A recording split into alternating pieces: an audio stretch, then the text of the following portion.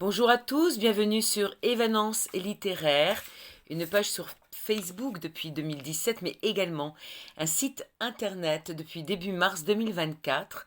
Je suis Évangéline Brunois, je suis chroniqueuse littéraire entre autres. J'ai rédigé près de 1390 chroniques, cela représente environ 750 auteurs.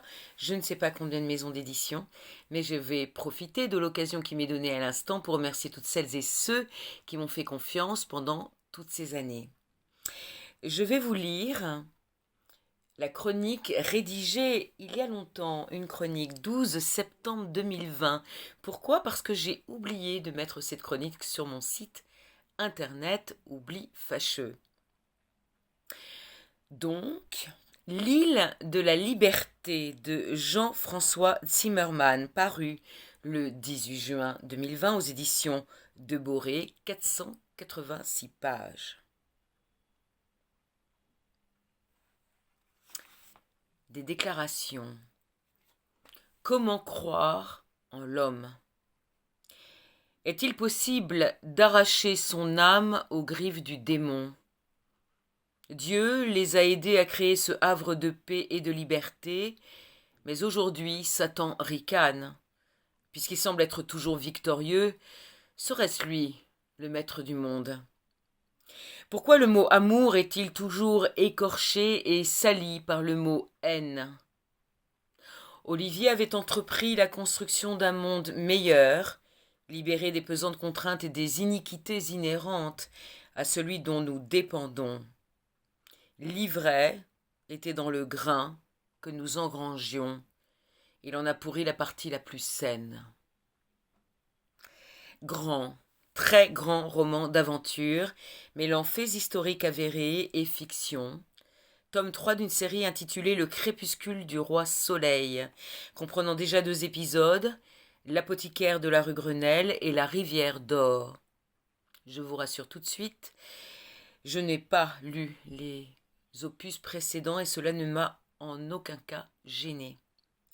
Bien que l'action se déroule sous Louis XIV, la quête infatigable et sans fin des hommes à la recherche d'une terre de liberté où fonder une société de justice et d'égalité, loin des souverains et grands de ce monde sanguinaire, détestable dictateur, méprisant leur peuple, rend ce livre singulièrement actuel.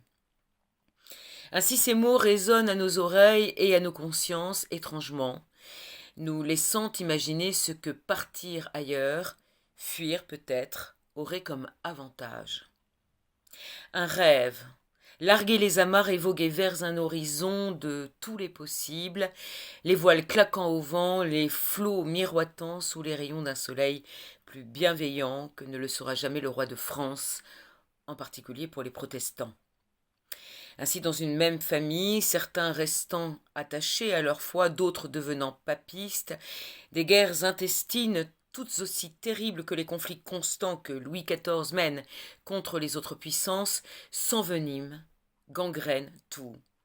Un frère trahit son frère, son père apporte la désolation et le crime dans la demeure familiale et tout est détruit. Ce fut le sort de notre héros, Martin Lassalle, dénoncé par son propre frère, Paul, devenu prêtre. Envoyé aux galères en raison de son protestantisme, il se réfugie après maints événements traumatisants à Amsterdam, terre d'accueil de bien des opprimés. Nous sommes en 1686, dans la maison de l'apothicaire et médecin Moïse Charras, un ami de longue date de son père, Alexandre Lassalle. Il a recueilli ce dernier pourchassé par les dragons du roi après la révocation de l'édit de Nantes. Sur son lit de mort, Alexandre a fait de Moïse son exécuteur testamentaire, une lettre, des notes de recherche tant en alchimie qu'en médecine, et des instruments dans ces 2 disciplines, ainsi qu'un coffret contenant une somme de 1352 écus d'or, doivent être remis à Martin si celui-ci se présente enfin à Amsterdam. Cet héritage lui permettra de finir ses études de médecine et de poursuivre le grand œuvre de son père. Mission remplie donc à l'arrivée tardive du jeune homme, mais celui-ci est empli de haine, d'esprit de revanche contre Paul, contre le destin et surtout contre ce roi malfaisant. Bien que poursuivant et les expériences d'alchimie pour créer l'or liquide réputé soigner toutes les maladies, et une carrière de médecin reconnue et appréciée de ses patients, et une idylle avec la fille aînée de Moïse, Madeleine, Martin se sent irrésistiblement attiré par l'océan, l'aventure. Un drame terrible va décider des 8 prochaines années de l'existence de cette âme tourmentée à la poursuite d'une rédemption. Épousant l'utopie d'Olivier de Laubertière, pirate français, rêvant de fonder une république sur une île de l'océan Indien, le jeune homme embarque, sous son commandement, sur un navire affrété par la VOC, compagnie maritime hollandaise.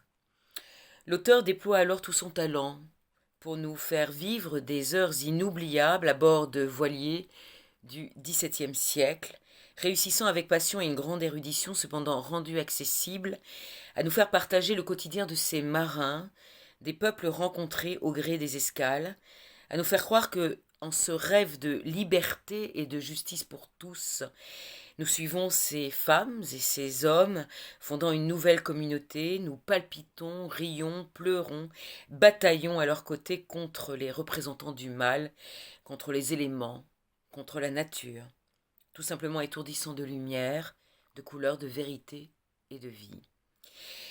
Bien évidemment, le diable veille, trame ses plans. Martin devra, au bout de la terre, sur cette île enfin atteinte, affronter son pire cauchemar, se surpasser encore et toujours pour peut-être se trouver, se réinventer sur des bases apaisées et saines. Le pourra-t-il? Et nous, en serions-nous capables? Je vous invite à découvrir la 4e de couverture ainsi que la biographie de l'auteur sur le site des éditions de Boré ou sur le site Évanance littéraire. Merci infiniment, à très bientôt, au revoir.